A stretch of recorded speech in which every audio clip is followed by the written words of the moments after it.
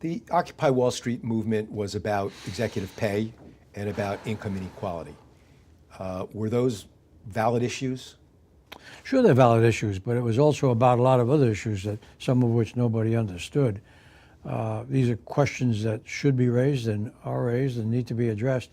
Whether you do it in that form or not, I question, because it didn't achieve any real result. Executive pay needs to be taken on by the regulators, by boards of directors, and that needs to be brought into focus and done better. The disparity of pay is being addressed by now the regulators beginning to talk about publishing publicly the gap between the top and the bottom. Disclosure is a good way to go about all this stuff. Disclosure to your shareholders, disclosure to the public, and let the body of public opinion make its judgment. Is the problem of executive pay simply the amount, or is it other things such as whether it's tied to short-term fluctuations in stock price that may not be in the long-term interest of a company or its communities, over what else it's tied to? Is it more complicated than just big, scary numbers to people? It's all those things, and it's also part of the system and the process. You run a public company, you're on the board, you're on the compensation committee, you hire an outside consultant that comes in and says, well, we've done comparables, and the guy up the street is 10% higher than your guy, and you say, okay, so you raise him up so that the two guys are the same, and maybe even a little more.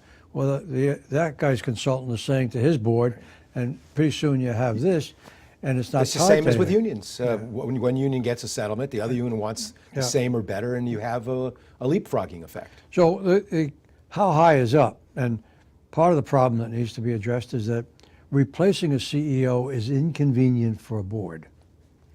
So if they look at the situation and the CEO, you think you might lose him or her because you don't go up to the next level of stratosphere, well, you do it anyway because you don't want to lose them.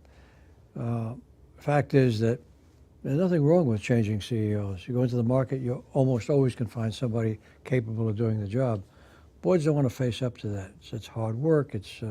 And I can understand that. And but I think it's finally coming under a lot better control, because now boards are coming into the limelight. Compensation committee members are coming into the limelight as to why they approve this kind of performance pay.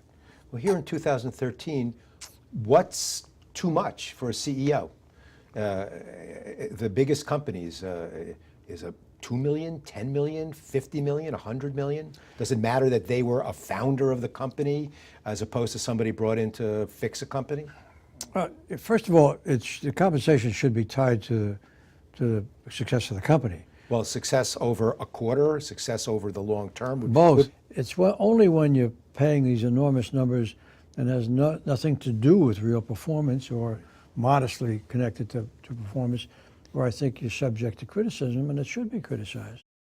Well, you often hear complaints. You heard that at Occupy Wall Street, you hear it in the mainstream media, that here you have a CEO comes in, gets a big bonus for slashing thousands of jobs for so-called real people who go on unemployment, yet somebody's being rewarded for doing that.